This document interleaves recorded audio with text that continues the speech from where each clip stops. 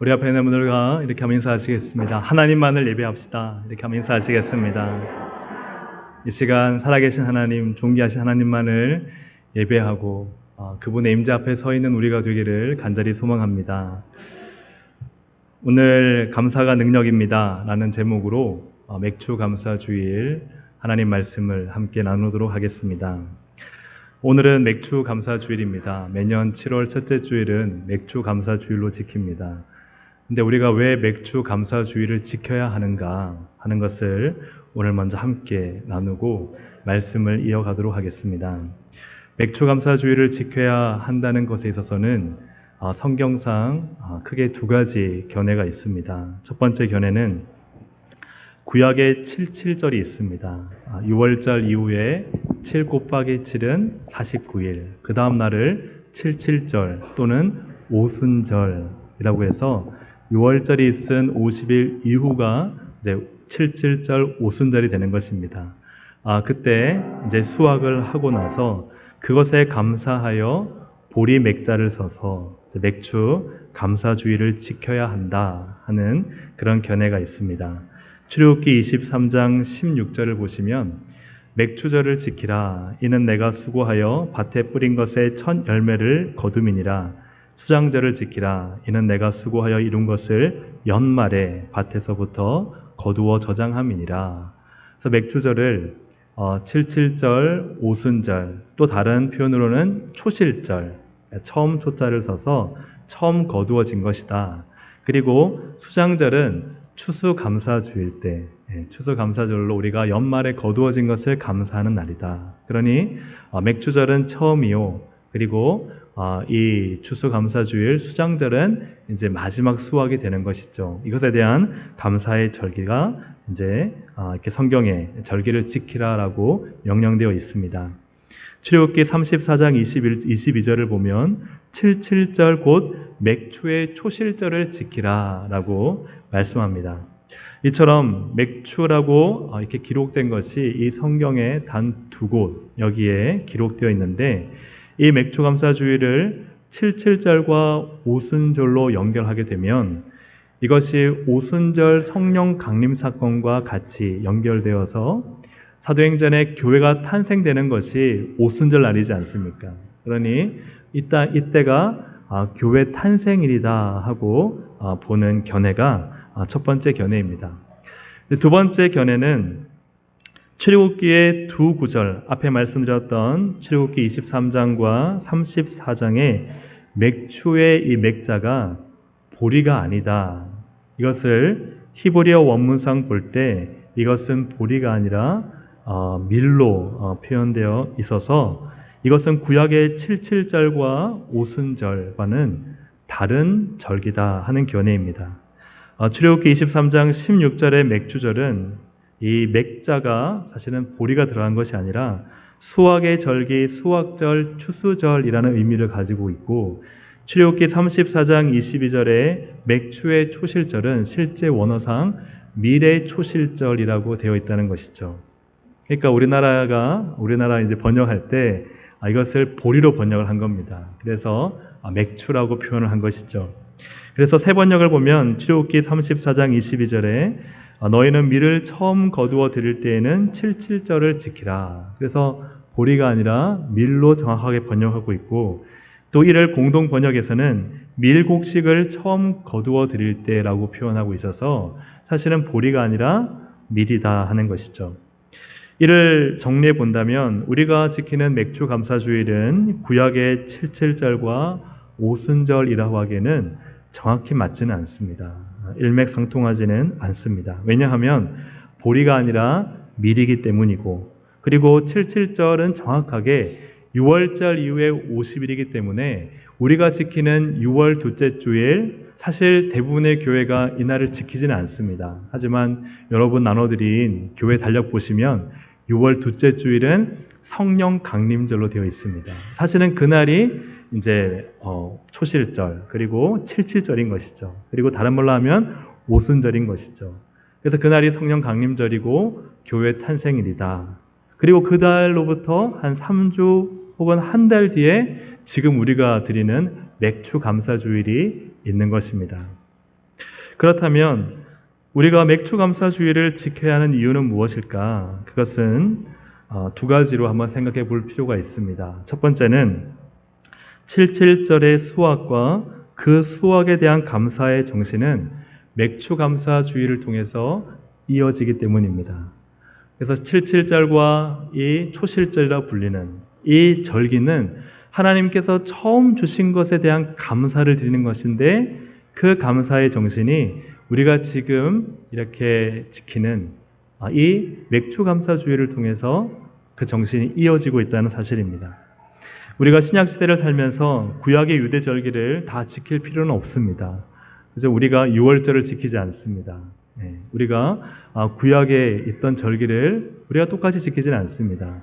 하지만 구약 절기의 신앙과 정신은 우리가 자세히 살펴보면 다 지키고 있습니다.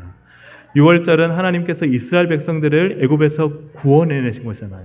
그러니 우리가 신약시대에 와서 예수 그리스도로 말미암는 구원을 감사하여 지키는 절기가 성탄절과 고난주간과 부활절이지 않습니까?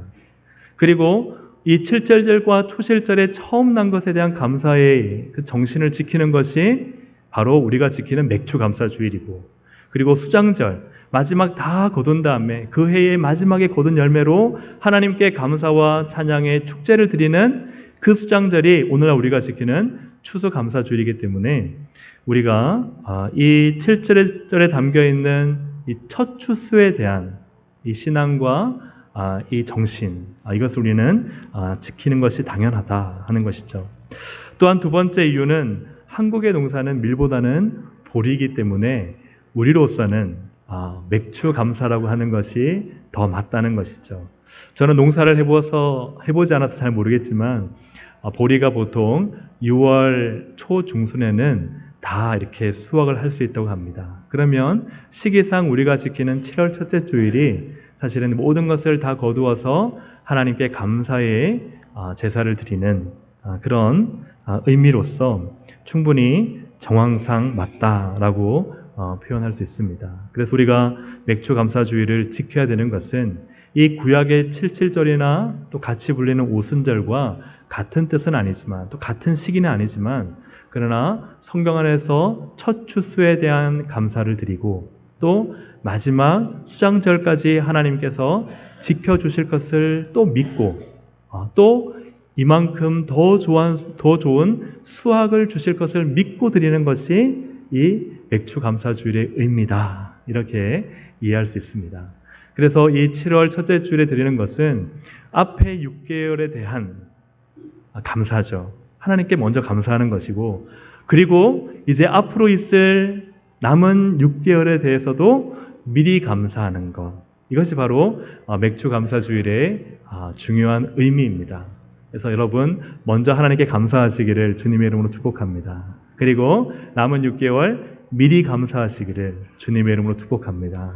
그 감사가 있을 때 하나님은 추수감사주일과 연말에 내게 이렇게 좋은 것으로 하나님이 채워주셨구나, 더 큰 감사가 있을 줄로 믿습니다. 이런 측면에서 다니엘은 먼저 감사하고 미리 감사한 그러한 인물입니다. 다니엘은 왕이 3번이나 바뀌어도 왕의 총애를 받고, 심지어 나라가 바뀌어도 왕의 총애를 받습니다. 바벨론의 느부갓네살 왕, 신바벨론의 벨사살 왕, 그리고 메대의 다리오 왕, 이러한 왕이 바뀌어지는 가운데서도 하나님은 그를 높여서 그 당시 최고의 권력의 자리를 갖게 하셨습니다. 이것이 다 하나님의 놀라운 은혜이죠. 다니엘서 6장 3절에 보면 다니엘은 마음이 민첩하여 총리들과 고관들 위에 뛰어남으로 왕이 그를 세워 전국을 다스리게 했다라고 기록하고 있습니다. 이러한 상황 가운데 다니엘을 시기하는 사람들이 많았지만 다니엘을 끌어내릴 수 있는 사람은 아무도 없었습니다. 왜냐하면 다니엘 6장 4절을 보면 이에 총리들과 고관들이 국사에 대하여 다니엘을 고발할 근거를 찾고자 하였으나 아무 근거, 아무 허물도 찾지 못하였으니 이는 그가 충성되어 아무 그릇됨도 없고 아무 허물도 없음이었더라. 아멘. 뭔가 끌어내릴 만한 흠이나 잘못이 없는 거예요. 참 이런 정치인이 오늘날 우리 시대에 있으면 좋겠다 하는 그런 마음을 가집니다. 하나님 앞에서 정직하고 성실하게 참 자기의 일을 잘 감당하여 하나님 앞에서나 사람 앞에서나 허물이 없고 충성된 자, 그런 위정자들이 세워질 수 있도록 기도하는 우리가 되기를 소망합니다. 그러나 그런 정치인들 뿐이겠습니까? 우리도 그런 삶을 살아야 되겠죠. 내가 있는 직장에서, 또 내가 있는 환경에서, 또 내가 있는 가정에서 충성되어 허물이 없는 우리 모든 동성애 가족들 되시기를 주님의 이름으로 축복합니다. 끌어내릴 수 있는 유일한 방법은 단 하나였습니다. 그것은 다니엘의 신앙뿐이었습니다. 다니엘 6장 7절 하반절을 보면 왕이여 그것은 곧 이제부터 30일 동안에 누구든지 왕위에 어떤 신에게나 사람에게 무엇을 구하면 사자굴에 던져넣기로 한 것이니다. 굶주린 사자굴에 다니엘을 넣으면 어떻게 되겠습니까? 그냥 그야말로 다니엘을 죽이기 위한 그런 계략이고 책략입니다. 왕의 도장이 찍혔기 때문에 이제 다니엘은 도망갈 그런 길이 없습니다. 그냥 기도하는 것이 걸리기만 하면, 그러면 다니엘은 즉시 사자굴에 던져져야 하는 그런 상황입니다. 그러나 놀라운 것은 다니엘은 목숨을 위해서 기도를 버리지 않는다는 사실입니다. 오히려 기도를 위해서 목숨을 버린다는 거예요. 이것이 참된 신앙이 아니겠습니까? 기도를 위해서 내 목숨 버리는 거예요. 신앙을 위해서 내 목숨을 버리는 거예요. 내 목숨을 위해서 신앙을 버리는 것도 아니고 내 목숨을 위해서 기도를 버리는 것이 아닙니다. 이것이 오늘날 우리에게 주는 큰 도전이라 생각합니다. 마태복음 16장 25절에 함께 읽어보겠습니다. 시작. 누구든지 제 목숨을 구원하고자 하면 누구든지 나를 위하여 제 목숨을 잃으면 찾으리라. 주님 우리에게 적당히 믿으라라고 말씀하지 않고 사실은 목숨을 걸고 믿어야 한다고 말씀하고 있습니다. 왜냐하면 그래야 생명을 얻기 때문입니다. 사랑하는 여러분, 우리가 주님을 위해, 신앙을 위해, 기도를 위해 목숨을 버릴 각오가 되어 있고 실제로 목숨을 버리면 주님은 생명을 얻게 하실 것입니다. 이러한 믿음을 가지는 우리 모두가 되기를 간절히 소망합니다. 이처럼 기독교 신앙은 자기 중심적이며 인본주의적이지 않습니다. 기독교 신앙은 하나님 중심적이고 심지어는 예수 그리스도를 위해 내 목숨을 버리는 것이 참된 신앙이다 하는 것이죠.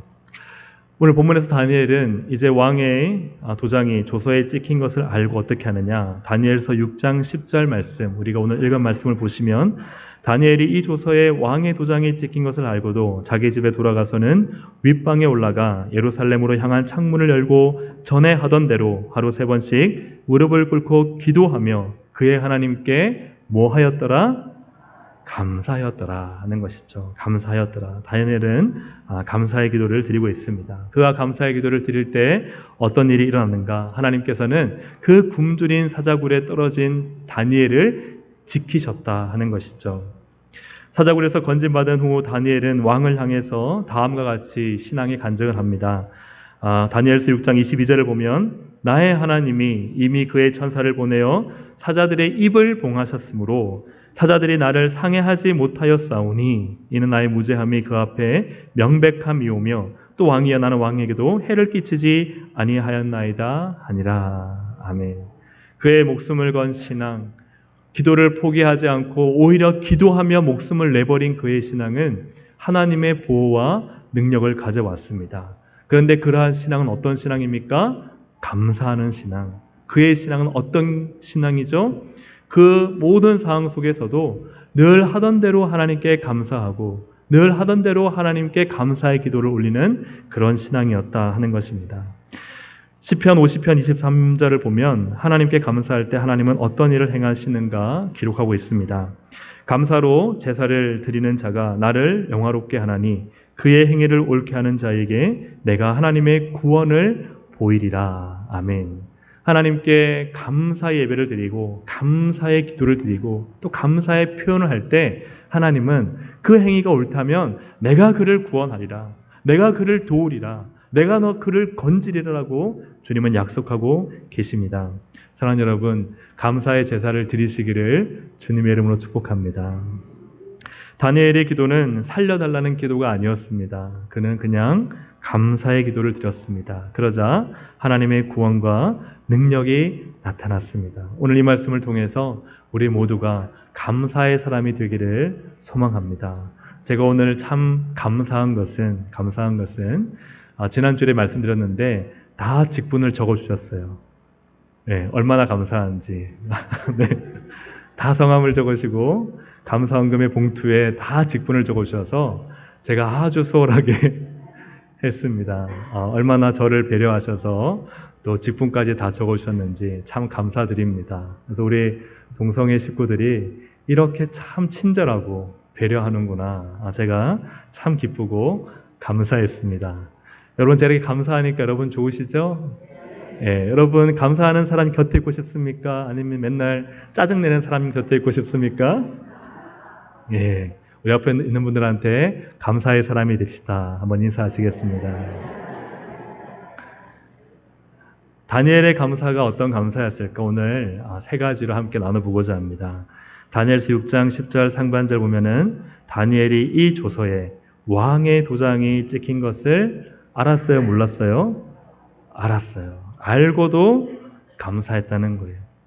다니엘은 자기가 기도하면 자기를 호시탐탐 옆에서 넘어뜨리려고 보고 있는 사람, 감시하고 있는 사람이 있다는 것을 알았고, 그리고 그 사람이 쪼르륵 달려가서 그 왕의 조서를 어긴 것, 즉 왕이 아닌 다른 누구에게 기도하는 것은 곧 왕에게 범죄한 것이기 때문에 사자굴에 던져져야 한다는 것, 그것을 왕에게 고소해서 자기가 사자굴에 던져질 것을 이 다니엘은 알고 있었다는 거예요.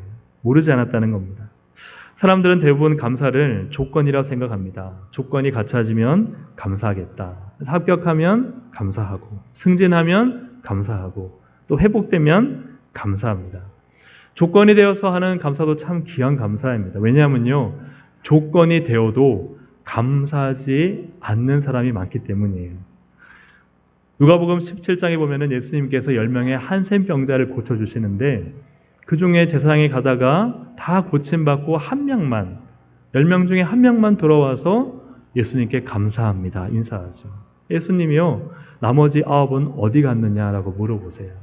10명 중에 1명, 그러니까 10% 정도만 감사하는 거예요. 그러니까 참 하나님께서 감사할 거리를 주셨는데도 감사하지 않는 사람이 몇 %요? 90%나 된다니까요. 감사할 조건에 대어도 감사하지 않는 사람이 많은 걸 볼 때 감사할 수 있는 조건에 대어 감사하는 것도 참 이게 귀하다. 어떨 때는 참 드물다 하는 것을 우리는 여기게 됩니다. 다니엘은 감사할 조건이 되어서 감사한 것이 아니라 감사할 조건이 안 되는 상황, 전혀 감사할 수 없는 상황 속에서 하나님께 감사를 했다는 것이죠. 우리 같으면은 따지고 불평하고 씩씩거리면서 화를 내고 하나님 도대체 나한테 어떻게 이런 일을 주십니까? 하나님은 정말 나의 하나님이 맞느냐고. 그렇게 하나님을 원망할 수 있는 그 상황 속에서 다니엘은 감사했습니다. 왕을 쪼르륵 찾아가서 왕에게 불평을 하고 이것은 나를 모함하는 사람들의 이야기입니다. 왕이여 듣지 마시옵소서 이렇게 표현을 하거나 아니면 법정으로 가서 왕의 조서 무효 소송을 걸어서 변호인단을 데리고 뭔가 법적인 대결을 하려는 것이 아니라 그냥 하나님께 가서 감사의 기도를 드렸다는 거예요. 감사할 수 없는 조건 속에서 다니엘은 무조건적으로 감사를 하고 있습니다. 우리가 참으로 사랑의 원자탄이다. 또 참 존경하는 손영한 목사님이 계십니다. 이 손영한 목사님은 여수 순천 반란 사건에서 아들 둘을 잃습니다. 공산당원에게 아들 둘이 무참히 살해를 당합니다. 나중에 시체를 찾고 보니까 보기 힘들 정도로 멍이 들어있고 꺾여져 있고, 그래서 자기 딸에게 그 시체를 보여주지 못할 정도로 자신의 아들들이 그렇게 몸이 상하여 죽어 있었습니다. 심지어는 한두 발이 아니라 수발의 10몇 발의 총알이 그 몸을 관통합니다. 그걸 보는 이 아비의 마음이 얼마나 괴로웠겠습니까? 말로 표현할 수가 없었을 것입니다. 장례식장이 되어서 장례식장에서 이제 장례식을 하고 있는데 이제 그 교회 성도님들이 어떻게 목사님을 말로 위로할까 다 전전긍긍하고 있을 때 목사님이 나오셔서 이 장례식 가운데 9가지 감사를 했습니다. 그 9가지 감사 중에 몇 가지만 제가 읽어드리겠습니다. 나 같은 죄인의 혈통에서 순교의 자식들이 나오게 하셨으니 감사합니다. 삼남 삼녀 중에서도 가장 아름다운 두 아들 장자와 차자를 바치게 된 나의 축복을 감사합니다. 하나들의 순교도 귀하다 하거늘 하물며 두 아들의 순교일이요 감사합니다. 예수 믿다가 누워 죽는 것도 큰 복이라 하거늘 전도하다 총살 순교 당함이리요 감사합니다. 미국 유학 가려고 준비하던 내 아들 미국보다 더 좋은 천국에 갔으니 내 마음 안심되어 감사합니다.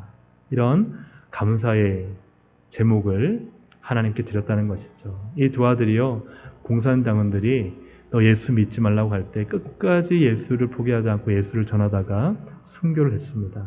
그것을 훈양은 목사님은 오히려 하나님의 은혜에 감사하고 나중에는 이 두 아들을 죽인 공산당 청년을 찾아서 그를 자신의 양아들로 삼죠. 사랑하는 여러분 가운데 감사하지 못할 것들이 있습니까? 그걸 한번 생각해 보십시오. 그리고 그걸 한번 적어 보세요. 그것을 바꿔서 감사로 바꾸실 수 있기를 주님의 이름으로 축복합니다. 예를 들어서 나는 병에 걸렸습니다 하면 병에 걸려 어떻게 해요? 감사합니다. 나는 떨어졌습니다. 그럼 어떻게 해요? 떨어져서 감사합니다. 이런저런 감사할 수 없는 조건들, 그런 것들을 가지고 감사로 바꿔보시기를 주님의 이름으로 축복합니다. 예를 들어 청년들이면 나는 눈이 왜 이렇게 작을까 고민하지 마시고 눈이 작아 감사합니다. 감사를 발견하면은 하나님이 그 감사를 더 풍성하게 하실 줄로 믿습니다. 또 하나님께 어떤 감사로 우리가 나가야 할까? 그것은 바로 습관적인 감사입니다. 다니엘서 6장 10절 하반절에 보면 예루살렘으로 향한 창문을 열고 전에 하던 대로 하루 3번씩 무릎을 꿇고 기도하며 하나님께 감사했다라고 기록하고 있습니다. 어떻게 기도했다고요? 전에 하던 대로. 전에 하던 대로란 말은 다니엘은 늘 기도하는 것, 늘 감사하는 것이 습관화되어 있었다는 것이죠. 전에 하던 대로 늘 항상 해오던 감사의 기도를 드렸다. 늘 하나님께 감사했다는 것이죠. 그래서 감사하는 사람은요, 그냥 쿡 찌르면 감사가 나옵니다. 옆에 있는 사람들 쿡 찌르지 마시고, 네, 감사의 사람인지 한번 보세요. 여러분, 감사하시기를 주님 이름으로 축복합니다. 네, 저도 뭐 항상 감사한 건 아니지만 늘 감사합니다, 감사합니다를 입에 배고 살다 보니까 한 번은 제가 부목사로 있을 때 담임 목사님한테 도움을 드렸습니다. 도움을 드리고 나서 제가 감사합니다 한 거예요. 그래서 그 목사님이 아니 왜 네가 감사하냐고 그러는 거예요. 그래서 감사할 게 뭐가 있냐, 내가 고맙지. 근데 그냥 감사합니다가 입에 배어 있으니까 늘 감사합니다, 감사합니다. 그래서 감사의 사람은요, 자기가 도움을 주고도 감사합니다 그래요. 그렇지 않습니까? 여러분 감사의 사람이 되시기를 바랍니다. 그래서 제가 혹시 여러분이 저한테 도움을 주면 제가 당연히 감사합니다 하지만 제가 도움을 드리고도 감사합니다 그러면 목사님이 그냥 습관화되어 있구나 그렇게 이해하시면 되겠습니다. 사랑하는 여러분, 감사는 습관이어야 합니다. 그래야 무조건적인 감사가 나오는 거예요.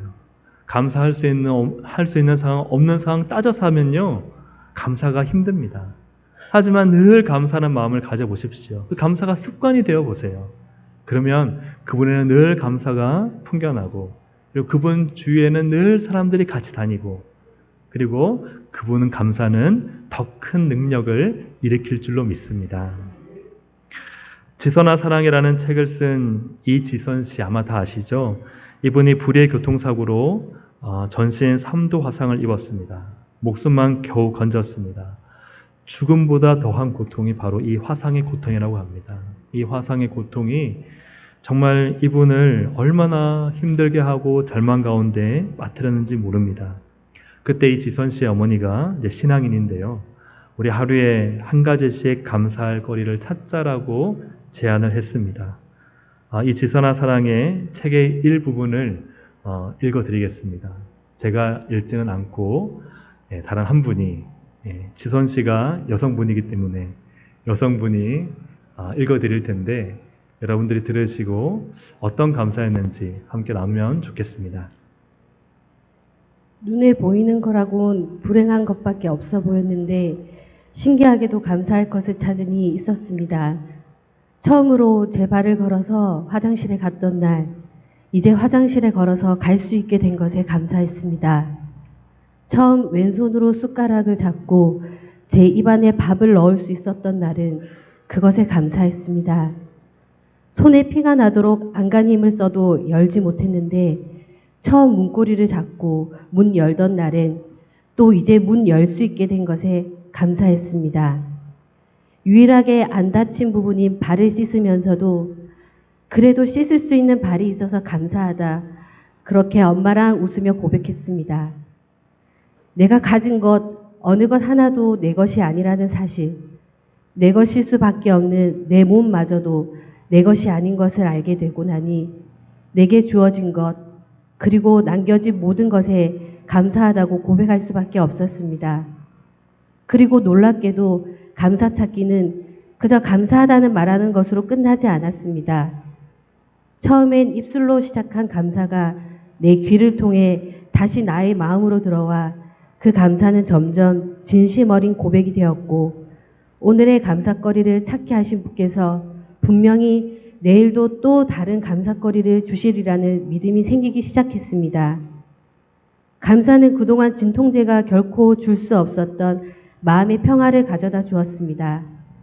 감사는 미미하지만 어제보다 좋아진 오늘을 발견할 눈을 뜨게 해주었고 또 오늘보다 좋아질 내일을 소망할 힘을 주었습니다. 네, 감사합니다. 이 지선 씨가 그 감사하자는 제안을 받고 하나씩 찾아보니까 전에는 이 손가락에 힘이 없어서 문도 못 열었는데 그 문고리를 잡고 열 수 있고 또 안 다친 발이 있어서 감사하고 그런 하나하나가 다 감사가 되는 거예요. 그런데 그 고백 가운데 내가 감사하다고 말하는 순간 그 감사가 내 귀로 들어와 다시 소망이 생기고 감사할 거리를 더 주시겠구나. 이 믿음이 생겼다는 거예요. 이러한 가운데 하나님께서 주시는 마음의 평화는 그 어떤 약보다 그 어떤 진통제보다 더 강한 힘이 있었다. 사랑하는 여러분, 감사의 놀라운 능력이 있음을 믿으시기를 주님의 이름으로 축복합니다. 감사로 인해서 이지선 씨는 많은 삶이 회복되고 또 몸도 많이 회복되어서 캘리포니아에 가서 사회복지학 또 상담심리 공부를 해서 박사학위를 받았습니다. 그리고 지금 한동대학교 사회복지학부 교수가 되어서 이전에 다친 그 고통의 삶과 전혀 다른 삶을 살고 있는 것이죠. 무엇이 그를 그렇게 만들었을까? 다 하나님의 은혜죠. 그러나 그 하나님의 은혜 가운데 그녀가 선택한 감사의 삶을 매일매일 습관화하다 보니 하나님께서 그런 은혜를 주신 줄로 믿습니다. 감사에는 놀라운 치유가 있습니다. 감사에는 놀라운 회복이 있습니다. 또 감사하면요, 마음이 깊어집니다. 불평하면요, 마음에 그늘이 집니다. 어둠이 찾아오고 그 어둠에 사로잡히면 근심과 염려가 나를 지배하게 되지만 그러나 감사하면요, 소망이 생깁니다. 감사하면 기쁨이 생기고 하나님께서 하실 일에 대한 기대가 생깁니다. 사랑하는 여러분, 하나님은 감사의 능력을 주셨습니다. 그 감사를 취하는 우리 모든 주의 사랑하는 동성애 가족들 되시기를 주님의 이름으로 축복합니다. 마지막으로 하나님께서는 어떤 감사를 원하실까? 그것은 관계적인 감사입니다. 다니엘서 6장 10절 하반절 끝부분에 보면 그의 하나님께 감사하였더라. 그의 하나님이라고 표현하고 있습니다. 그의 하나님을 다니엘의 입장으로 바꿔보면 바로 다니엘의 하나님, 자기의 하나님이죠. 다니엘은 하나님을 자기의 하나님, 나의 하나님으로 모시고 살았습니다. 하나님을 자기의 하나님으로 삼는 자는 복이 있다고 말씀합니다.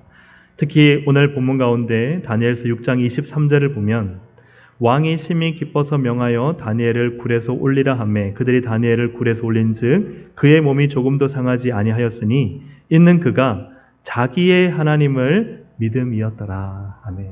다니엘은 다른 누구의 하나님이 아닌 자기의 하나님과 관계하고 자기의 하나님으로 모시고 자기의 하나님을 믿으며 감사했다는 것이죠. 문제를 해결하기 위해서 앞에서 말씀드렸던 것처럼 왕에게 쪼르륵 달려나가지도 않고 어떤 법정이나 자기를 세력화해서 문제를 해결하는 것이 아니라 그냥 하나님께 가장 먼저 나갔다는 거예요. 왜요? 하나님이 나와 가장 첫 번째 관계에 있기 때문입니다. 우리는 하나님을 너무 뒤로, 그죠? 우선순위에서 너무 뒤로 밀어두진 않습니까? 내가 할 거 다 해보고, 내가 취할 방법 다 찾아보고, 내가 만날 사람 다 만나보고 나서 안 되니까 불평하면서 하나님 도와주세요. 그런 믿음은 하나님과 나와의 관계가 얼마나 뭔가를 보여주는 것이죠. 하나님은 저 멀리 계신 거예요. 그분에게는 하나님은 지금 나의 하나님이 아닌 거예요. 하나님을 자기의 하나님으로 삼지 않았기 때문에 그분에게 하나님의 복이 임하지 않는 것입니다. 하나님을 가까이 하십시오. 하나님과 친밀한 관계 속에서 그분을 바로 내 옆에 두고 모시고 사는 자가 복이 있는 것입니다. 하나님을 가장 먼저 찾고 문제와 어려움이 생기면 그냥 다른 뭔가를 찾기보다 그 자리에서 무릎을 꿇어서 하나님께 기도하십시오. 하나님을 나의 하나님으로 찾고 그분께 감사하면 그분이 내 인생을 인도하시고 그 문제를 풀어주시고 그분의 놀라운 은혜의 인도가 나의 삶 가운데 펼쳐지게 되는 것이죠. 미국의 실업가 중에 스탠리 템이라는 기업인이 있었는데 이분이 1976년 갑자기 병이 들었는데 척추암 3기였습니다. 그 당시에는 이 척추암은 고칠 수 없는 질병이었고 수술로도 약물로도 고칠 수가 없었습니다. 이제 서서히 죽어가는 상황 속에서 이분은 당황하지 않고 좌절하지 않고 오히려 감사했습니다. 하나님, 병들게 된 것을 감사합니다. 병들어 죽게 된 것도 감사합니다. 하나님, 저는 죽음 앞에서 하나님께 감사할 것밖에 없습니다. 살려주시면 살고 죽으라면 죽겠습니다. 하나님, 감사합니다. 이런 기도를 매일매일 했다는 거예요. 매일매일 감사하고 하나님께 감사하고 또 하나님께 감사했습니다. 그랬더니 놀라운 기적이 일어났습니다. 암세포가 사멸되기 시작하다가 몇 달이 지나서 완전히 치유가 된 것이에요. 그의 몸에서 더 이상은 암세포를 찾을 수가 없었습니다. 이분의 인생 좌우명은 어떤 역경 속에서도 하나님께 감사하자. 그의 인생은 늘 하나님께 감사하는 거였어요. 그리고 하나님과의 관계 속에서 늘 하나님께서 주시는 대로 하나님 저는 받겠습니다. 오직 나는 하나님께 감사만 하겠습니다 하였을 때 하나님께서 그 감사의 능력을 그의 삶과 인생에 베풀어 주신 것이죠.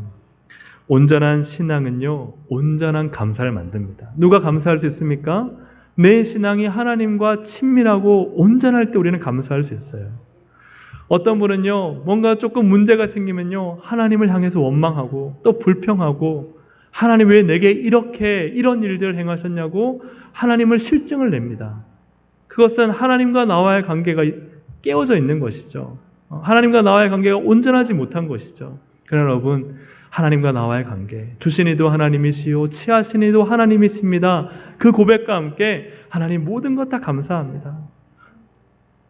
죽어도 감사하고 살아도 감사하고 나아도 감사하고 아파도 감사하고 가난해도 감사하고 부유해도 감사하고 다 감사하면요, 하나님 그것을 기쁘게 보시지 않겠습니까? 사랑하는 여러분, 하나님과의 온전한 관계, 온전한 신앙이 온전한 감사를 만들고 그 온전한 감사가 하나님의 온전한 능력을 우리 삶에 가져온다는 사실을 여러분 믿으시기를 주님의 이름으로 축복합니다. 이처럼 다니엘은 감사를 먼저 했고 또 사실은 미리 감사해서 하나님의 구원의 능력을 얻게 되었습니다. 사랑하는 여러분, 먼저 감사하시고 미리 감사하시기를 바랍니다. 무조건적으로 감사하시고 감사가 습관이 되시기를 바랍니다. 그리고 늘 하나님을 온전히 신뢰하는 친밀한 관계 속에서 늘 하나님께 감사하여 그 감사의 능력을 다니엘만이 아니라 그 감사의 능력을 내가 아닌 다른 누구만이 아니라 나도 누리고 또 그 감사의 능력으로 우리 교회도 더욱 부흥하는 그러한 놀라운 은혜가 넘쳐나기를 주님의 이름으로 축복합니다. 기도하겠습니다. 하나님 은혜 감사합니다.